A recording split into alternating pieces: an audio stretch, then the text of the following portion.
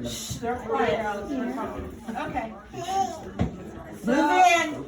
At this Brian! Brian. At this point in time in the party, we're gonna take a minute just to honor we. There's so many times we don't honor people until they're gone. So, without further ado, I'm gonna start it, and then whoever wants to do it after me, you're more than welcome to. If you have some things you wanna say, but you don't wanna do it today or whatever, there's little sheets of paper over there. Please take one, fill it out. I got my information on it. You can send it back to me, and I'm making a memory book for him for after this whole event. We can have these to reflect on. So let's see if I can do this. You can do it, You Bobby. do this. Bobby. Wink. There's so many things about you I love and admire. And I'm going to read this because I'm not good at speeches. First and foremost, you're a great husband. I'm so blessed to have you in my life. I knew right away that you're an honest, trustworthy, and genuine man. Not to mention handsome and fun. Lots of fun. I was ready to move to Florida shortly before I met you. But within a few weeks of spending time with you, I knew I didn't want to lose the opportunity to get to know you better, to spend more time with you. You give me so many wonderful moments of fun, laughter, and love. I'm so proud of the 20 years you served in the military, the love you have for God, your country, family, and friends. It's amazing, by the way, as you guys can tell. Look at this room. The way you lead the children in worship at church every week, you give it 100%, you love every minute of it.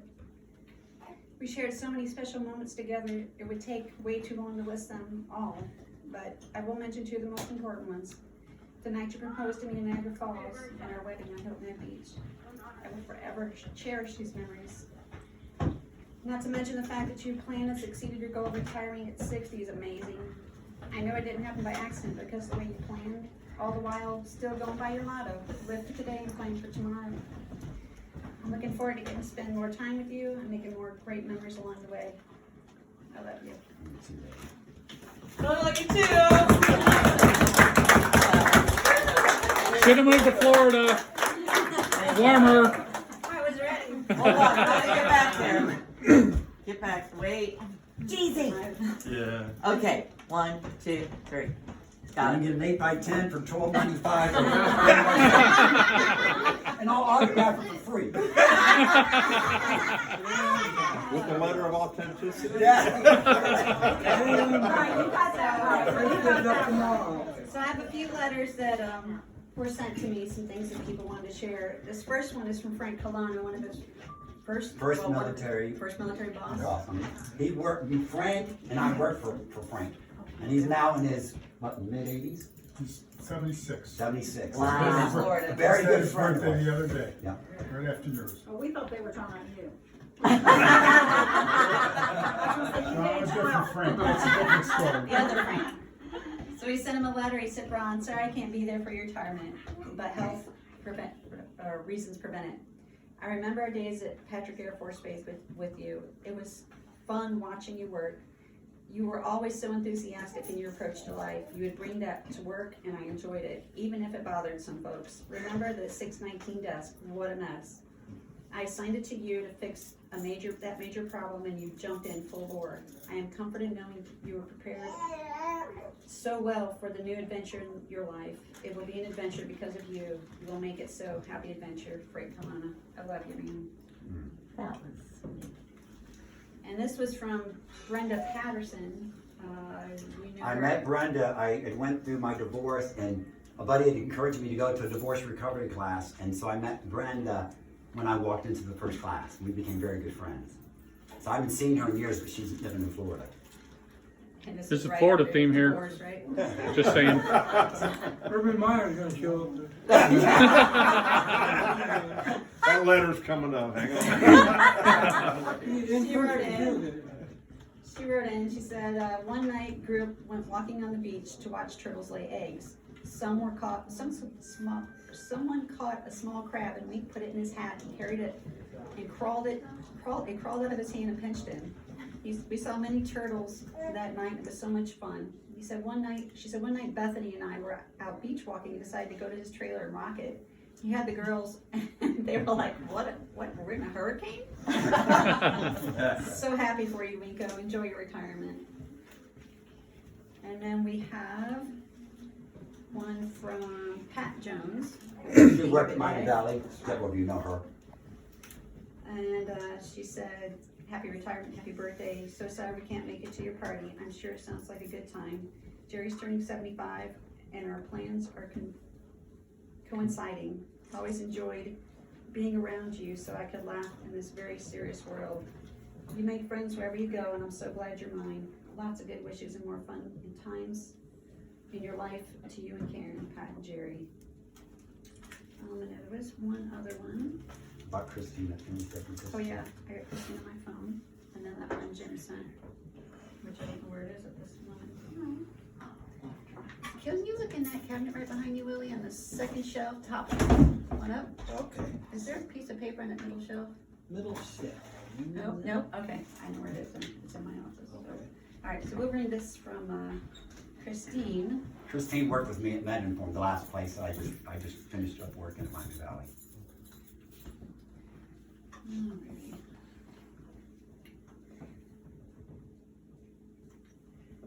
So good afternoon. I hope the party's going awesome. So sorry I couldn't make it. I'm so thankful for Ron for being so welcoming to me when I first started Medenform. He was so kind to me in an office full of bullies.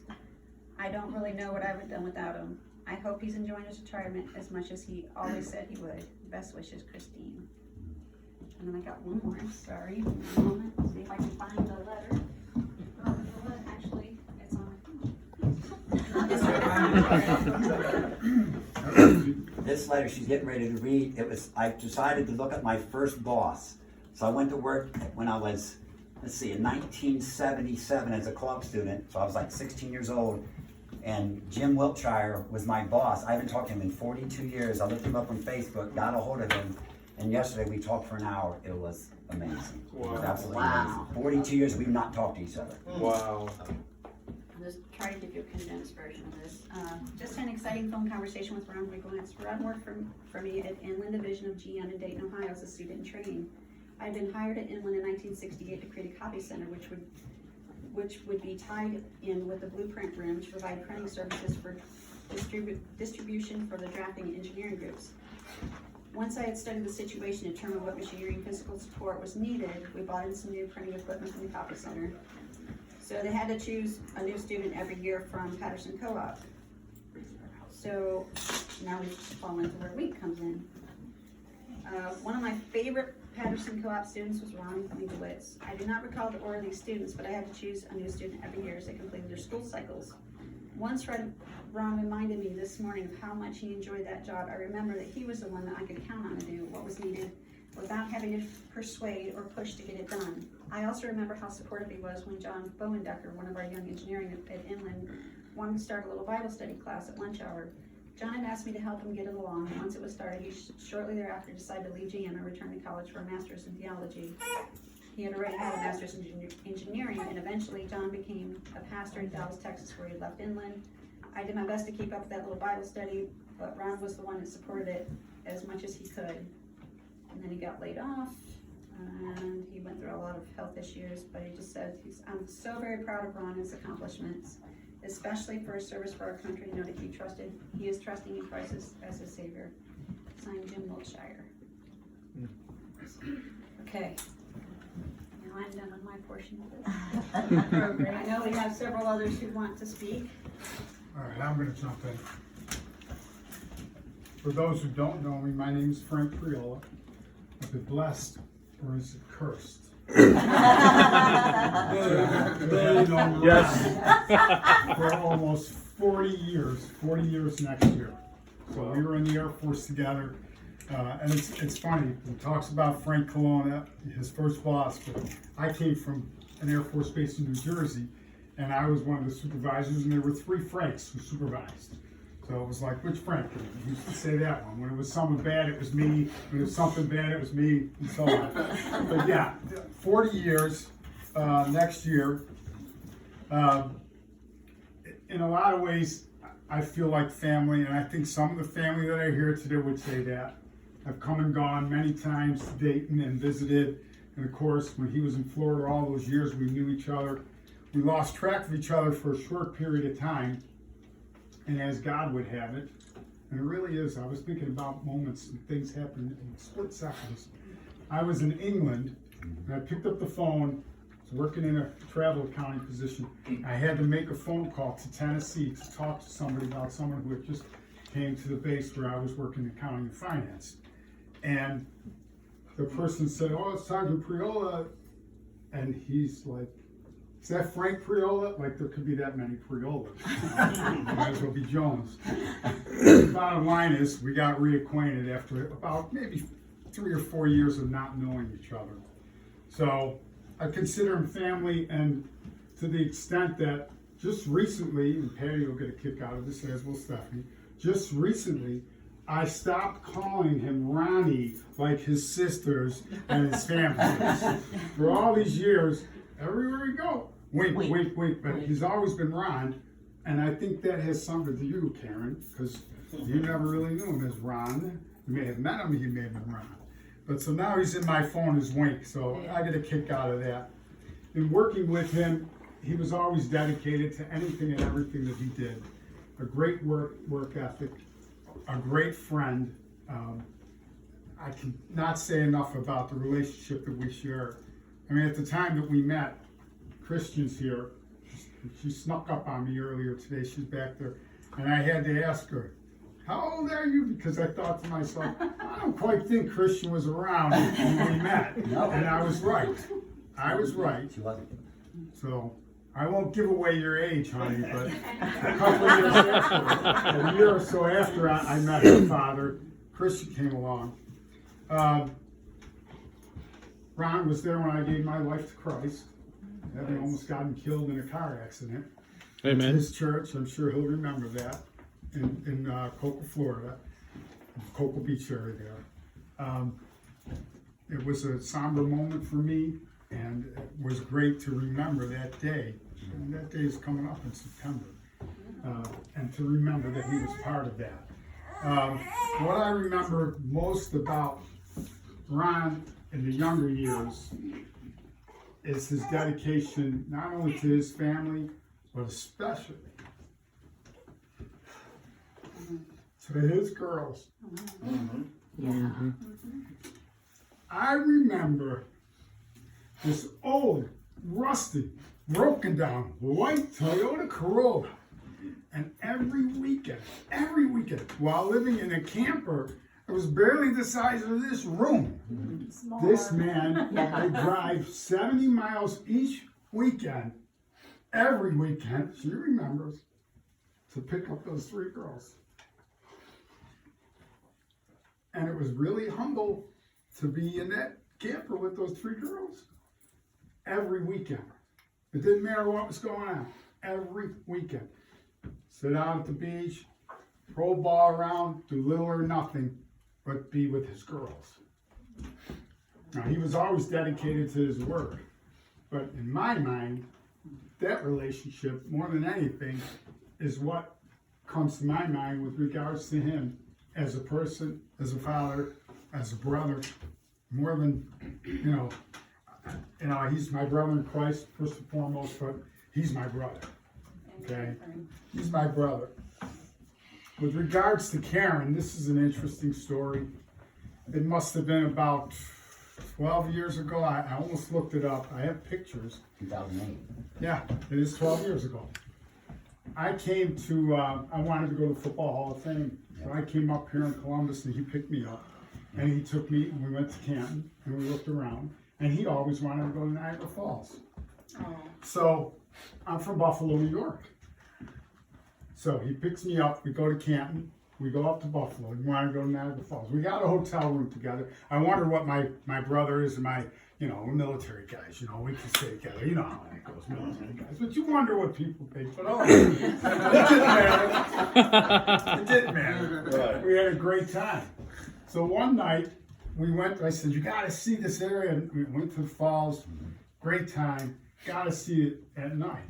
So we went at night. And they light everything up with all these colorful lights. The rapids, I've got the pictures. I got the pictures from that night. the rapids and everything, and he said to me, he said, you know what?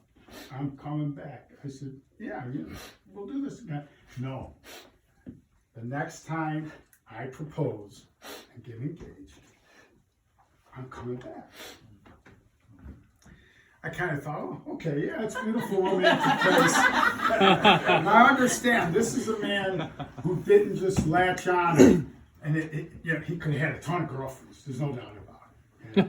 But all his relationships, he was all in, or, he barely knew them. That's how it was. They were just friends. And he had a lot of female friends, but not a lot of relationships that way. So sure enough, my wife and I, we retired early. Her mom passed away. Her father died. We took care of her mom. She passed away. So we had met Karen, and he calls me it's been about a year, almost about this time. He says, I'm coming. We're going to New York. I said, yeah. And we had settled there in the summer in Florida. He says, yeah, I'm going to propose to Karen. And they came to Niagara Falls, and they, spent the time there in Niagara Falls. And I think it was on that first night, he proposed, and the next day my wife and I, this beautiful one here. And you're all beautiful, don't get me wrong. I was gonna say, we all can't be your bride. That's Patty. The next night, we got to meet with them in the middle of COVID. We could walk around Niagara Falls. You didn't have to have a ticket to go anywhere. It was quiet and peaceful, and there was hardly anyone around. But that was great to be able to share that with the two of them. And, having met Karen a couple times before that, we got together in Florida a couple times, because through the years, we have spent a good amount of time together. It's great that she's part of this family now. For me, it was awesome to see that he found the Christian woman that he was looking for all these years. And it's just, you're like a sister to me. I know I say that kind of stuff. People think, oh, this guy's crazy. It doesn't matter. There isn't anything I wouldn't do for any of the family. And that's the truth. Stephanie knows me. They all know who I am. Andrea and I have been together for 10 years, and she knows who to call. God forbid something should happen. I will say this in closing. He had notes. I just have some bullets. There's something I don't want to miss. When it comes to Ron is a very black and white, cut and dry. You know where he's coming from. You know what his beliefs are. You know where he stands. That's not to say we always agree with him. Right. But for those who truly know him, if you know his heart, there isn't anything about this man that he does, because he wants to be mean or nasty. He has a strict relationship with God. He puts Christ first. Okay, he puts his family up there with his Lord, and a lot of times when we were working together through the years, he would do some things. I'm going to tell that story. I told myself I won't tell the story. So we were at the Air Force Base, and this is black and white, and his faith is strong, and it's been this way for 40 years. And one day, I was in there, I was one of the supervisors. The civilian said, "We got a real problem." I said, "What's that?" He says, "Somebody's putting tracks in the restrooms." I said, "Really?" He said, "Yeah." I said, "Okay, I wonder who that could be." And they said, "Well, the worst part about it," I said, "What's that?" He's taping them to the back of the woman's stalls. So he was literally going into the ladies' restroom and putting the love of Christ on the walls. And I told myself I wouldn't tell that story. But I just couldn't let that one go. So I would just say flat out, to know Ron is to love Ron. A beautiful example of what a man should be, what a follower of Christ should be. And my brother, to the day we die, bro. 40 years. Congratulations on retirement. I'm looking forward to more time together.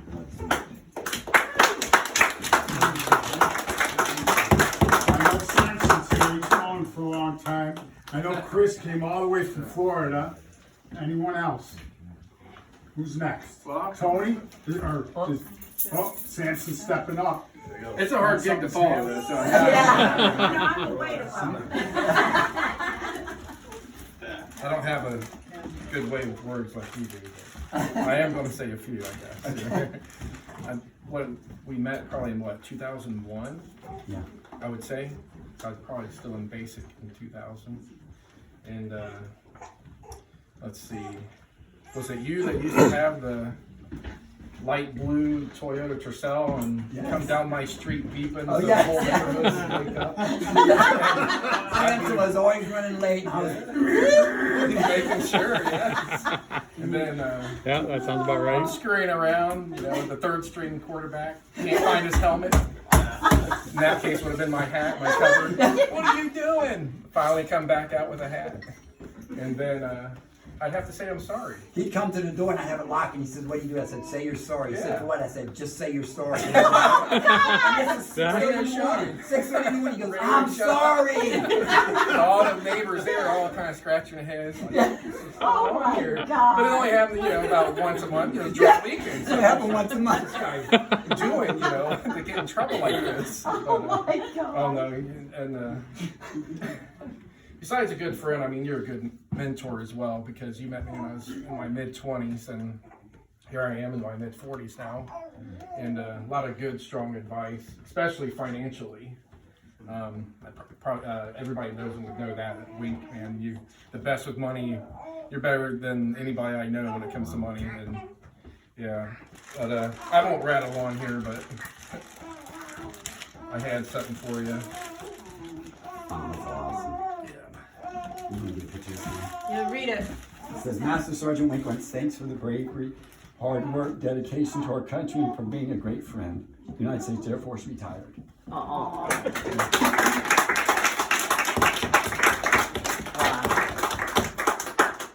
You did? Thanks. One of these days, you'll tell me your secret, how you stay looking so young and that spry. It was working for You know? Premier. Yeah. It does, look at Not it a vampire. That's all right. That's it, honey. Okay. Okay, Kelsey wants to go next. Yeah, I don't know how much time we have left. I don't have notes, so that's unfair. The kids in Kids Life, how old did they say you were? They said 40 something. They thought I was 40 The something. kid, yeah. So for those of you who don't know, I'm Kelsey. I am the kids pastor at Living Word, and I have had the honor and privilege of working with Wink for how 4? 3 years. Is it 3? 3. So I didn't know Wink. You have been going to church for how long? Oh, there for a good while, probably 15 years. Yeah, probably longer than I've been at church, but I married the pastor's son. So Joel knew Wink. I did not know Wink. Didn't meet Wink until actually Joel had his crash. And I was living in the hospital for a couple weeks with Joel, and I happened just to meet Wink in the hallway of the hospital. We didn't even meet at church. And he was like, "You're Joel's wife," and I was like, "Yeah, I've heard him talk about a Wink. Is it you?" So you weren't allowed to visit him for legal Not reasons. because of protocol with the building and stuff, yeah. So he was like, I've always wanted to work with the kids, and I was like, yeah, let me know, because I had been looking for a committed person who loved kids and wanted to show up every week, and I hadn't found it so far. So, I got in touch with you right away, and from then on, I think that you've been in Kids Life every Sunday, except for when you're out of town, Right. which he always lets me know his schedule of being out of town. And I always show up on Sundays when he's not there, and I'm like, all right, guys, Wink's not here today. And we're like, okay, so I gotta give that. But I just can't thank you enough for how committed you've been to me and Kids Life. And when you're not there, all the kids are like, where's Brother Wink? And they're all a little apprehensive when you're not there. So we love you, and anything you put your mind to and your heart to, you're so committed. And so you are making an eternal impact in so many kids' lives each week. And so thank you for being my right-hand guy. I feel like you're like my strong hand. I'm Mercy, and we work really well Yeah. together. She's So definitely Mercy. I'm like, thank you. I'm like, okay, Ellen. Yeah, she's like, oh, slow down. One day I got so bad I had to walk away. I'm like, if you don't get up there, go away. So we work very well together. We do. So I can't thank you enough, and I can't thank God enough for bringing you into my life and to our ministry. So thanks for having me today. You're welcome. Congratulations. Thank So you so much. I don't know how much longer she's gonna last, so I'm gonna step to the back. Okay. Okay. All right.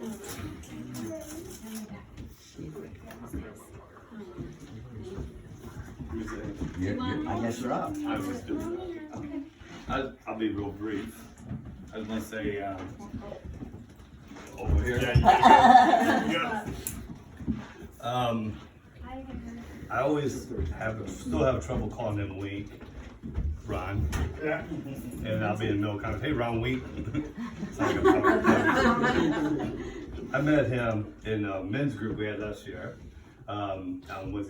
We started meeting on Monday nights on Zoom during the COVID shutdown. And then after the shutdown got lifted, we were meeting every Wednesday night, and he looked much older on camera.